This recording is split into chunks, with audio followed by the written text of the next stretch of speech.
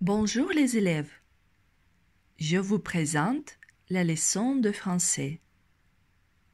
Le thème de notre leçon, on a fini. L'imparfait et le passé composé. Bienvenue. Dans cette leçon, on va activiser les connaissances de la grammaire, pratiquer l'usage de l'imparfait et du passé composé, développer les compétences de la compréhension écrite. On y va. Quelle est la différence entre l'imparfait et le passé composé? L'imparfait est utilisé pour une description. Parler d'une habitude, d'une action en progression dans le passé. Par exemple, quand il faisait froid, il n'oubliait pas de mettre ses gants sur la cheminée. Ici, c'est une habitude. Pour le passé composé, l'action est précise et achevée.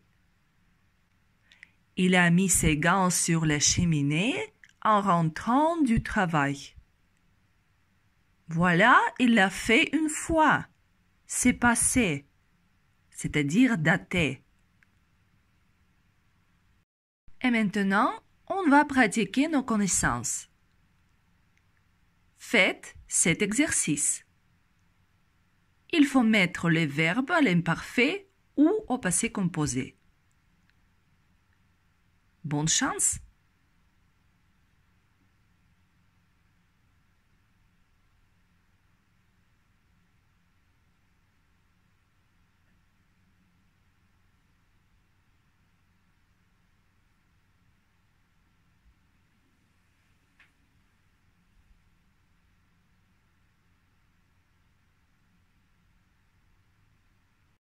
Vérifiez vos réponses, s'il vous plaît.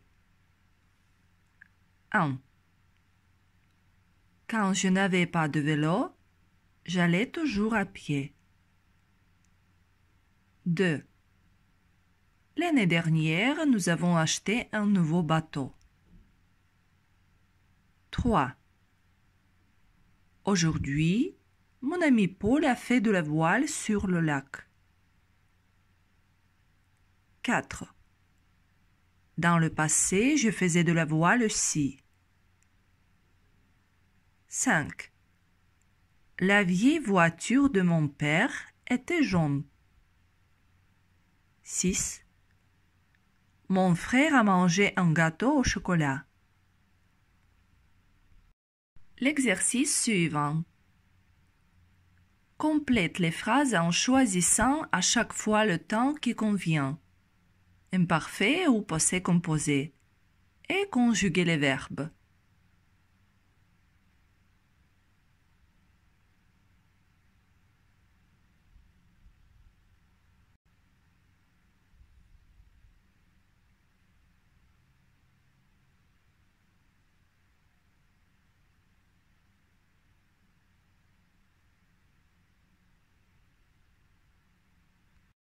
Vérifiez vos réponses. Il y a un mois, j'ai décidé de partir en voyage. Comme mes parents étaient malades, ils sont restés à la maison. Je suis donc partie seule. Le soleil brillait quand j'ai pris le train. J'avais choisi une ville en Pologne. La ville semblait vide. Tout restait silencieux. Le plan de la ville était illisible. Je me sentais seule. Soudain, un coup de trompette a retenti. Puis, une foule de gens est apparue en dansant. J'ai réalisé que c'était la fête de la ville. Je cherchais mon appareil photo quand quelqu'un a crié mon nom. C'était mon professeur de musique. Il passait tous les ans ses vacances dans cette ville. Et maintenant, lisez le texte et faites les activités. comment j'ai vu la France. Au lieu de continuer à lire des livres sur la France, j'y suis allée cette année pour la première fois. J'ai essayé de vivre en France avec des Français et de les comprendre. Je les ai bien observés et je n'ai plus les idées que j'avais avant mon voyage. J'ai été très étonnée par ce que j'ai vu là-bas. D'abord, il n'y a pas qu'une France, il y en a beaucoup. Je me suis rendu compte que chaque région est différente d'autres.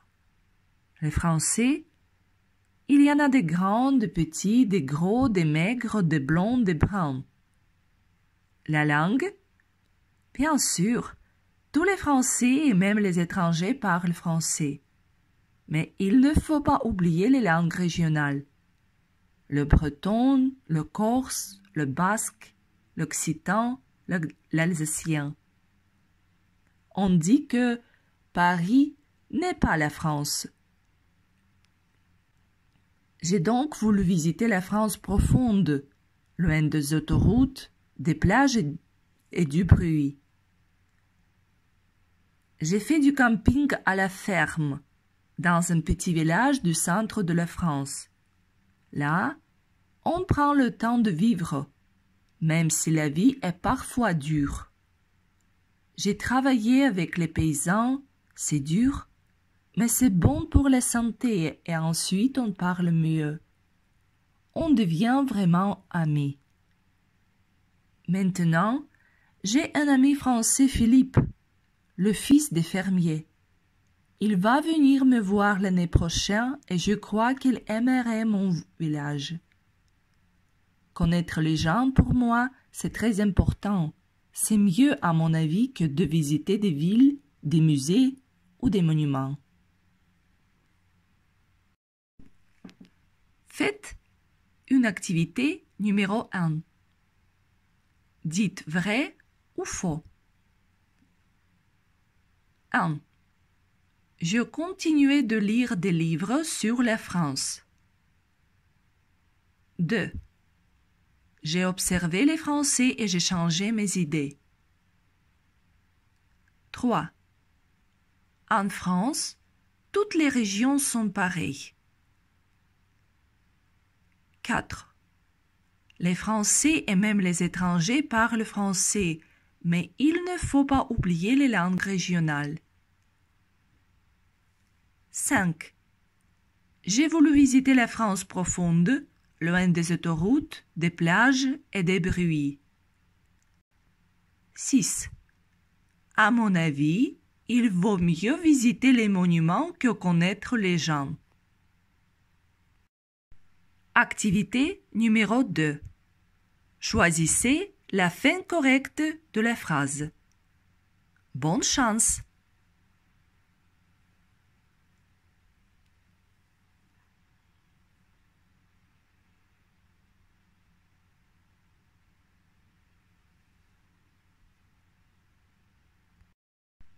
Vérifiez et corrigez vos réponses.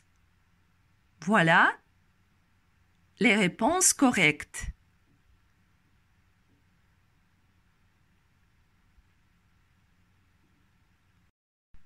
Votre devoir. Racontez le texte en respectant l'ordre logique. Êtes-vous d'accord avec l'auteur que la communication entre les gens, c'est mieux que les visites des monuments historiques? Votre opinion doit contenir cette phrase. Merci et au revoir.